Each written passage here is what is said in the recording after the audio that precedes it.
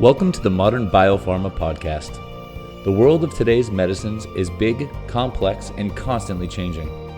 Our goal is to give you insight into the people that are manufacturing the medicines people need every day, whether it is the people taking care of these facilities, or those building them, or those maintaining the quality and integrity of every dose that is delivered to the patient.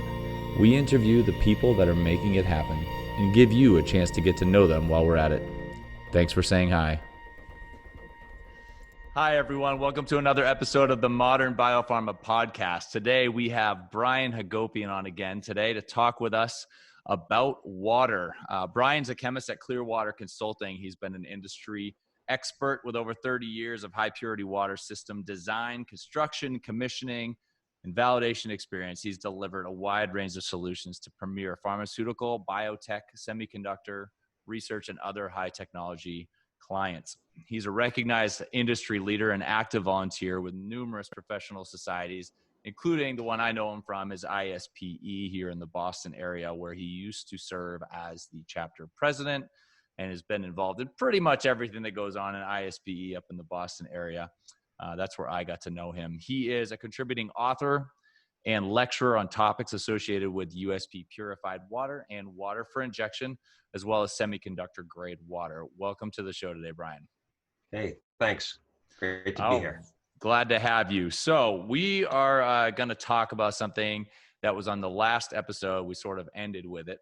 And it's not new, but it's newer in the world of water, specifically in pharmaceutical water, where we have a lot of resistance to change and a lot of history, and regulation kind of keeps things from moving too fast. We don't want to get ahead of ourselves in the making of drugs. So, and that technology is called Rapid Microbiological Monitoring, and this is something. There's at least a few companies that I'm aware of that are making these devices. And we're starting to see more and more of them. So that's what we want to talk about today with Brian, and sort of get his take on it and see what he thinks. So first, I want to ask, just to sort of set this up. We're talking about pharma water specifically. So what's the main reason behind microbiological monitoring in a water system, and what kind of things are you actually looking for? Well, so obviously, whenever you're making a pharmaceutical product, particularly an injectable product, you want it to be sterile. You don't want any bacteria to be present at all. And the way that things have been done in the past is you take a sample, you culture it, you wait 5 to 7 days, and you count the colonies, right? You wait the 5 to 7 days for the colonies to develop, and you count them. And that's kind of the best analogy I can give you as to, that's like driving down the highway at 74 miles an hour and navigating by looking out the rearview mirror. Yeah. Okay.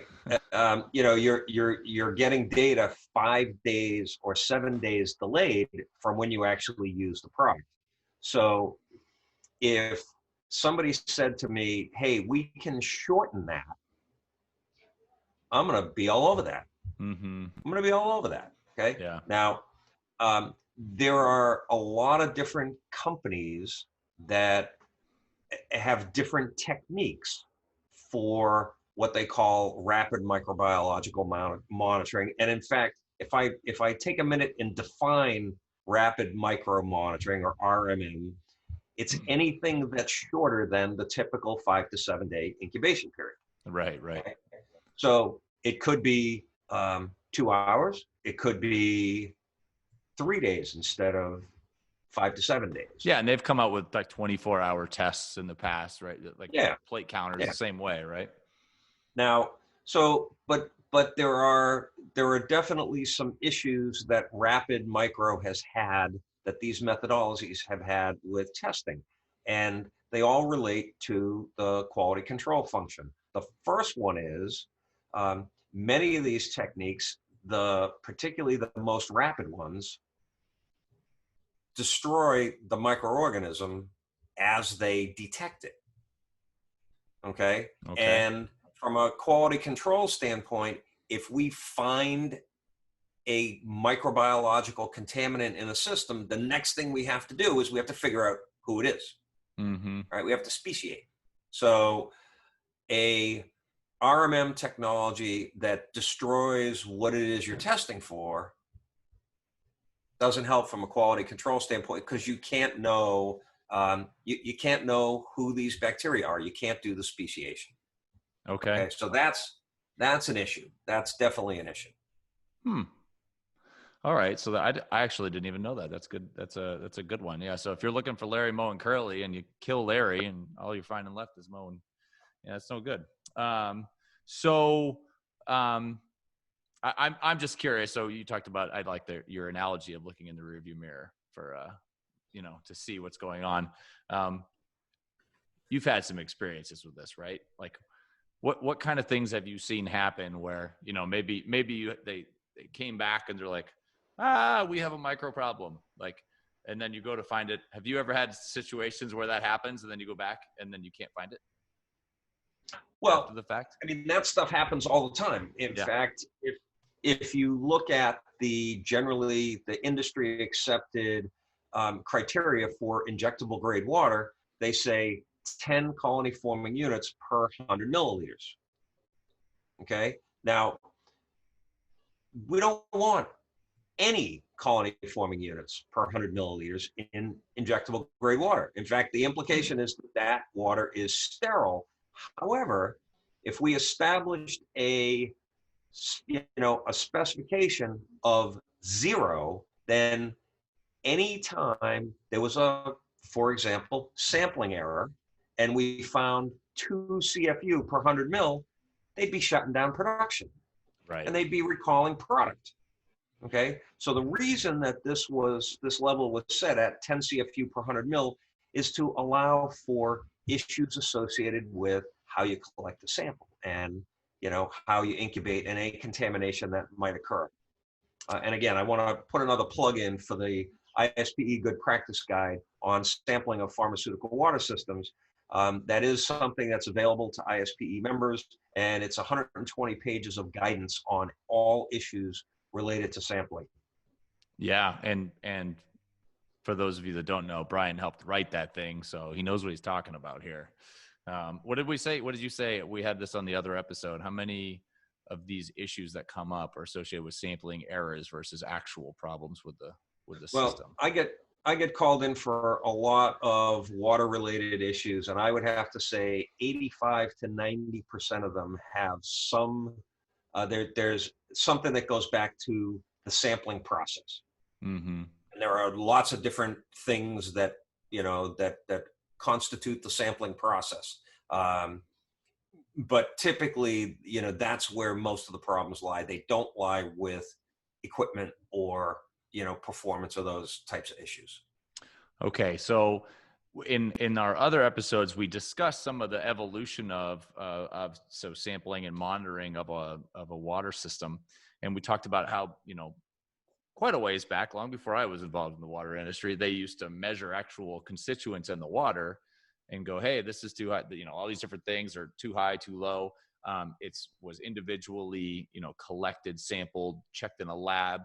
And we were able to take this whole bundle of issues or of constituents and go, that's called conductivity now, right? We're going to bundle that all up, and conductivity, we're going to set a limit for conductivity. We can measure that online. And for conductivity, we have to measure online, because as soon as you take it offline, you have other issues, and the conductivity jumps, and then you're not actually measuring the water as it is in the system. After that, we have one big constituent called total organic carbon, and that used to all be measured offline as well. They'd take a sample, take it into the lab, they'd measure for TOC, and we were able to come up with instrumentation that online was able to reliably measure that that constituent in the water to a point that we could trust it, and now we can use that from a quality perspective. Were you around during all of that change, right, from offline measurement to now it's pretty well all online? I think they do offline as well. You'd be surprised. There are a lot of quality control departments that continue to test for TOC and They, s- conductivity. they still do. Yep, they still do, and you know, and there are reasons. You know, there are Hmm. reasons for doing it. Some of them are hesitant to make a change, but some of them are, you know, are based on differences in, you know, in risk analyses that people have done, where they've said, no, you know, we've got too many steps between A, B, and C, and we can't rely on this instrument. We have to take a sample, Okay. and that's So, okay. I mean, you know, they want to do it. You know, that's on them, right? But you still got to see how a lot. I mean, yeah. So they still do it, but there's a lot of places that are now using this instrumentation, you know, reliably. It works great, no issues. And there was a transition, right? It took time. It took, you know, groups like, you know, ISPE it's and still whatever. happening. Yeah, It's still it's happening, right? still happening. Um, So. because how do you measure that TOC online? How do you measure? Yeah, all those things are a part of it. Where are you putting that conductivity probe in your system to reliably measure that? So that transition has happened, is still happening. Now we're talking about, you know, the other big component in water for injection that right now, like you just said, it's like looking in your rearview mirror to see what's up ahead of you, or next to you, as the case may be, in your water system. And that's, you know, that seems to be the next big, you know, improvement that we could make as far as understanding where your system is right now, or 2 minutes ago anyway. And you know, we're starting to see more of it. There's a few different companies doing it. They're in systems all over the world. I mean, I mostly do the United States, but they're in systems all over the place. Why is this suddenly making a splash? Is this a brand new technology? Has it been around for a long time?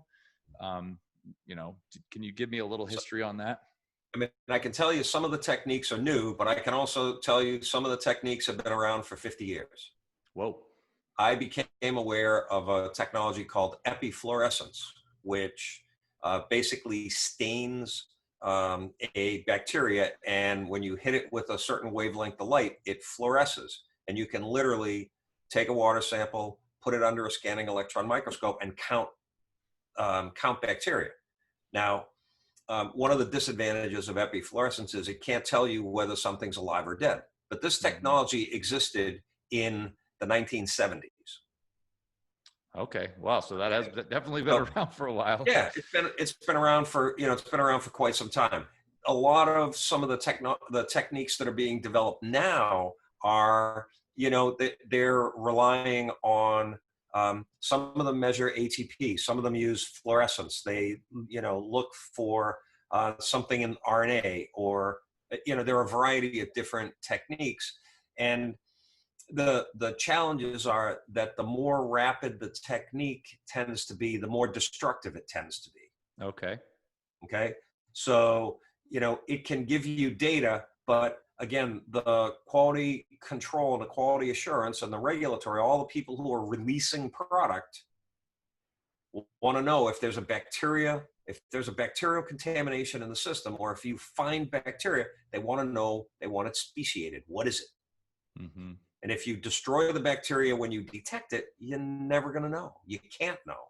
Okay. Okay. The other challenge is that bacteria are not uniformly distributed in a distribution piping system. And when you make a batch of product, the important thing from a product release standpoint is what's the quality of the water going into the product. Mm-hmm. So, you know, can you take a rapid micro technique that, and one of these doesn't exist yet, that is able to instantaneously detect and not destroy the bacteria, and put it at every single point of use, then maybe you could make a case for potentially using RMM. But, you know, one of the challenges of using rapid micro for quality control and product release purposes are that some of the techniques will destroy the microorganism as they detect it. Okay. And, you know, and so that's a, you know, that's a big problem. That's a big problem. So, Um, So bacteria, I know bacteria isn't, it's not the same throughout, but like, say you have, because you end up having biofilms in different potential places in the system. But I mean, is it similar? I mean, so say you have a use point that seems to be your problem use point. We talked about that. We have these problem use points. If you were taking a sample and destroying that bacteria, I mean, the next one that comes through, is it likely to be the same? Is it mostly going to be the same, or is it very likely to be a whole different thing? Like No, what's? good. It's really hard to give you a yes no answer I want on. you to give me a yes no answer. Can't do it. Sorry, can't do it. The problem with microorganisms is that they live in a biofilm, and they mostly exist in a biofilm, and you can't. They're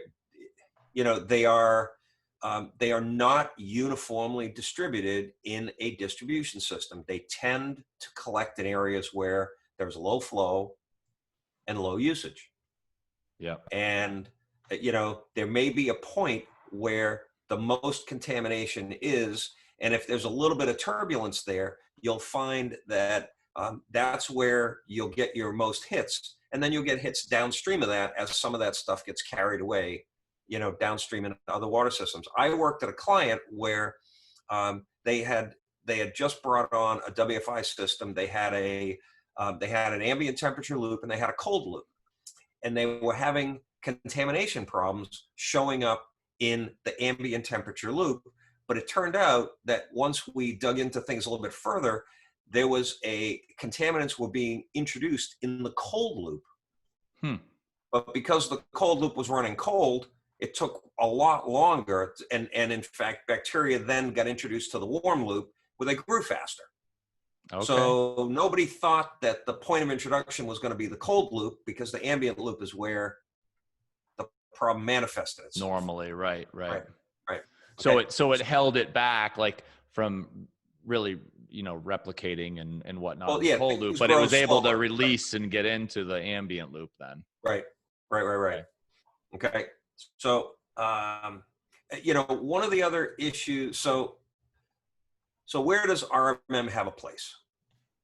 Personally, right now, with the state of the art of the industry, I think RMM is extremely valuable as a process control tool, something that can be used not for product release. I don't think we're there yet, but can be used for process control by the engineering and facilities department to be able to immediately figure out if there's a little bit of an issue with the water system. Okay. Now, one of the other issues and one of the other hurdles that Rapid Micro faces is, I think everybody in quality control will recognize that when they plate for and try to grow bacteria, you don't always grow 100% of the bacteria. There are some bacteria that are what are called viable but not culturable. Right? They're alive, but when you plate them out, when you try to grow them on a pour plate, they won't grow. So you don't see them. These rapid micro methods will find these viable but not culturable bacteria. And in fact, when doing your typical 5 to 7 day incubation period bacterial culturing, you come up with numbers with zeros and ones and twos. And if you implement a new technique that detects more bacteria, detects other stuff that you weren't able to detect, and now all of a sudden you get 8s and 9s and 10s, well, a quality control function is not going to want to accept that. Right. To show that their system's doing worse than they think. Does it use the same kind of? So I understand that it's able to see. Let's just say it's able to detect bacteria that the plate counter can't. Right? Is it putting out, say, a number or a measurement that's totally different? Like, are we talking meters instead of kilograms here? You know what I mean? Like, or is it similar so that those numbers actually correlate to some degree, just it happens to be seeing more of them? In theory, I think the numbers will probably track, but the RMM will give you higher numbers. Right. That's just the way, it's the way the technique works. And, Okay. in some of the techniques aren't able to distinguish between alive and dead. Yeah. Okay. So, you're going to get a total count, and it might be a number that would show that, for example, your purified water's out of spec. Right. Yeah, we don't want Whereas that. whereas the currently in use technique shows that in fact your system's under control and in spec. Mm-hmm. So, there are lots of hurdles that RMM faces with regards to product release and quality control. And I really do think it's got a lot of value as a process control tool. I think it Yeah. can, again, we talked in an earlier episode about how process control may establish stricter alert and action levels than quality control does based on how a technique is supposed to work. And RMM is a perfect fit Yeah. in the process control function. Yeah. And I mean, do you expect to see these, say on distribution and on generation? Do you expect to see companies put them maybe on trouble use points over the, in the course of a facility? Where do you expect to see these popping up? Well, I think that, again, there's the first thing is that companies are going to have to accept the fact that it's a really good process control tool, Yep. not yet to be used for quality control or product release. Okay. And then it's a matter of determining where is it important to know what our bacteria counts are? Mm-hmm. Where are the pinch points, the pressure points in our system, and where does it make the most sense to monitor that? Yeah. So something I've wondered is, this could potentially be seeing things that we've never seen before, right? So Yeah.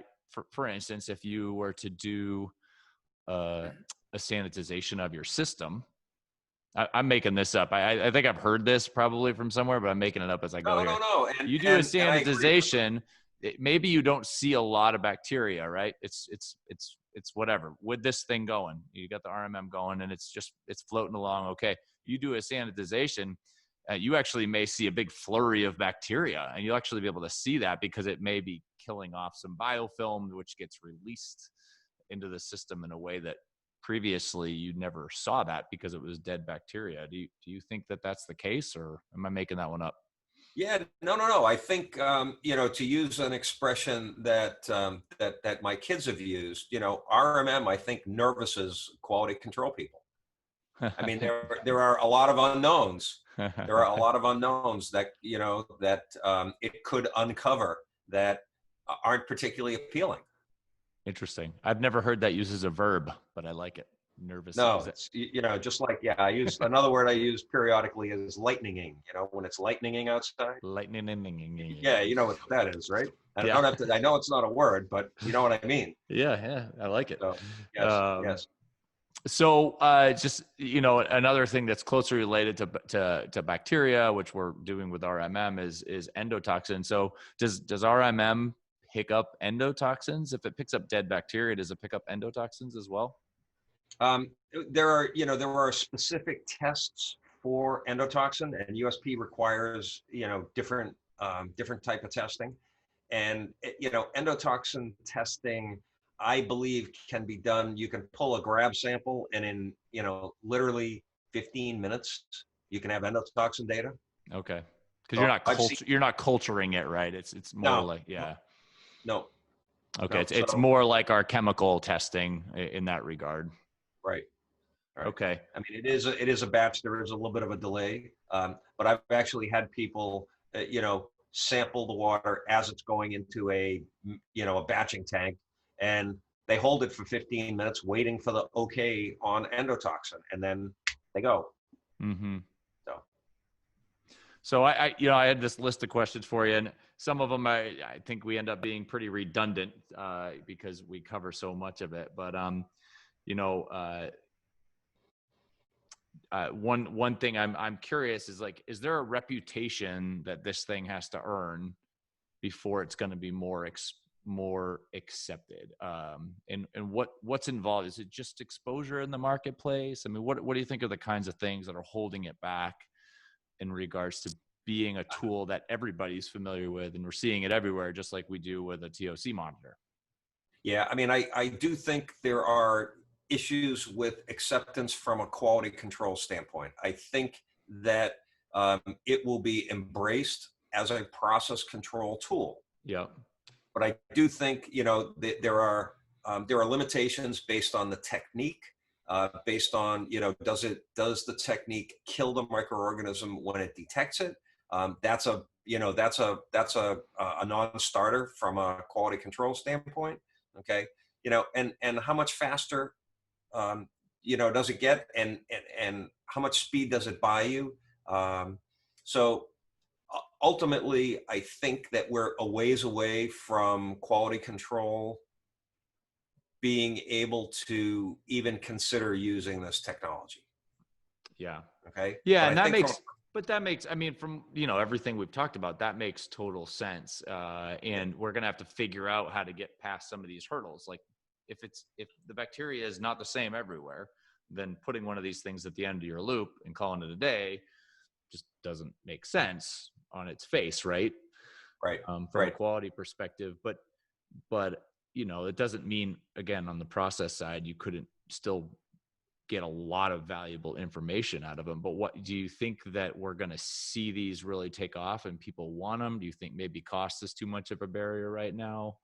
I think that being able to go from 5 to 7 days to an hour Mm-hmm. is huge. It's huge. It's one of the most significant developments, in my opinion, in the industry. Yeah. So and the field it's rapidly evolving. We talked about it in the sampling guide, and we basically only touched on it because the field is evolving so rapidly. Every month there's a new development. Yeah. So, there's certainly value to it. The people who are making the instrumentation recognize that. The people who are potentially customers recognize that. So